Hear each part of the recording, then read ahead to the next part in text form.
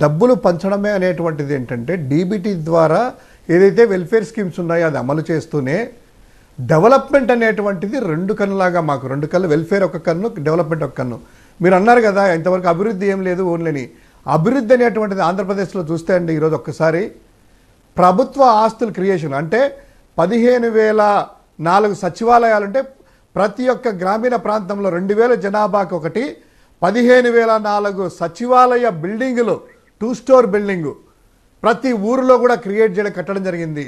తర్వాత 10,560 ఆర్బీకే కేంద్రాలు రైతు భరోసా కేంద్రాలు విత్తనం వరకు అంటే అమ్మకం వరకు రైతులకు సంబంధించిన పెస్టిసైడ్స్ కానీ ఫర్టిలైజర్స్ కానీ విత్తనాల కొనుగోలు కానీ అమ్మకం కానీ అంతా కూడా ధాన్యం కొనుగోలు వరకు ఆ యొక్క రైతు భరోసా కేంద్రాల్లోనే అంతా కూడా చేయడం జరుగుతుంది. అంటే 10,560 రైతు భరోసా కేంద్రాలు 10,000 వరకు విలేజ్ క్లినిక్లు అంటే దగ్గర 40,000 బిల్డింగులు అంటే ప్రభుత్వ ఆస్తులు క్రియేట్ చేయడం జరిగింది.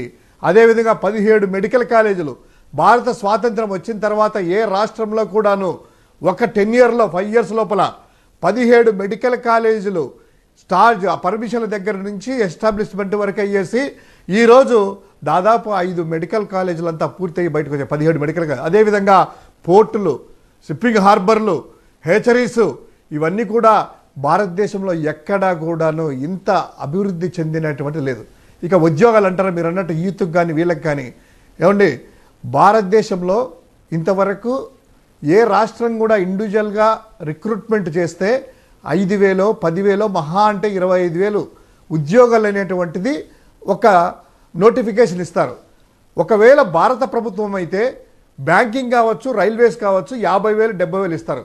కానీ ఒక్కటి గమనించండి జగన్మోహన్ రెడ్డి గారు వచ్చిన తర్వాత సచివాలయ వ్యవస్థ వచ్చిన తర్వాత ఇదే యువతకి ఎవరైతే గ్రాడ్యుయేషన్ పూర్తయిందో వాళ్ళందరికీ కూడాను సింగిల్ స్ట్రోక్ నోటిఫికేషన్ ద్వారా 136,000 మందిని ఒక్కసారి వినండి 136,000 మందిని శాశ్వత ప్రభుత్వ ఉద్యోగాలు నియామకం చేసి వాళ్ళని పర్మనెంట్ కూడా చేయడం జరిగింది.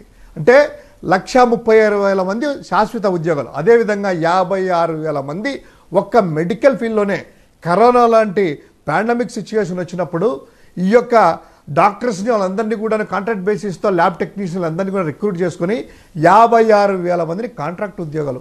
అదేవిధంగా 180,000 మందిని అవుట్సోర్సింగ్ ఎంప్లాయీస్ని అవుట్సోర్సింగ్ కార్పొరేషన్ పెట్టి ఇంతకుముందు ఏదో ఒక ఏజెన్సీలో పెడితే 5,000 2,000 ఇస్తే 4 నెలలు జాబ్ చేసేందుకు మానేయడం అంతా ఉండేది.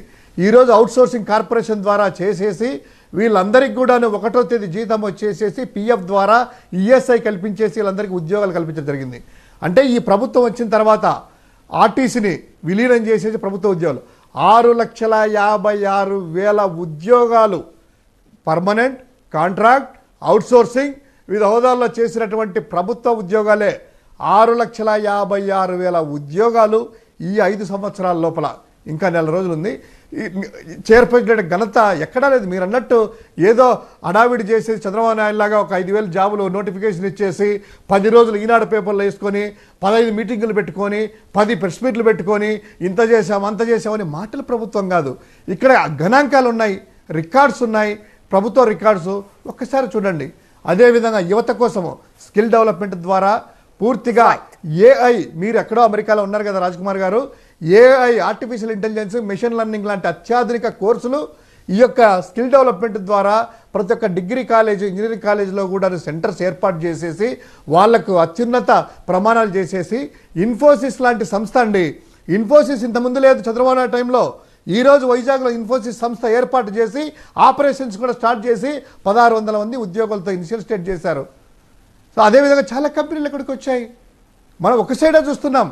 వెల్ఫేర్ అనేటువంటిది దాంట్లో వెల్ఫేర్లో కూడా ఎడ్యుకేషన్ అండ్ హెల్త్ అగ్రికల్చర్ ఈ 3 కూడాను మనం సంక్షేమ పథకాల్లాగా చూడకూడదు. This are all reforms. ఈరోజు ఎడ్యుకేషన్లో వచ్చిన రీఫార్మ్స్ ఎలా అండి సిబిఎస్ఈ స్కూల్ రాజ్కుమార్ గారు వీళ్ళందరూ కూడా మనము అప్పట్లో ప్రైవేట్ స్కూల్లోనో కాన్వెంట్ స్కూల్లో డబ్బులు నుండి చదివి వెళ్ళిండొచ్చు. ఈరోజు పేదవాడు కూడా ఇంగ్లీష్ మీడియం స్కూల్ ఉన్నాయి. నాడు నేడు ద్వారా స్కూల్ డెవలప్ అయ్యాయి.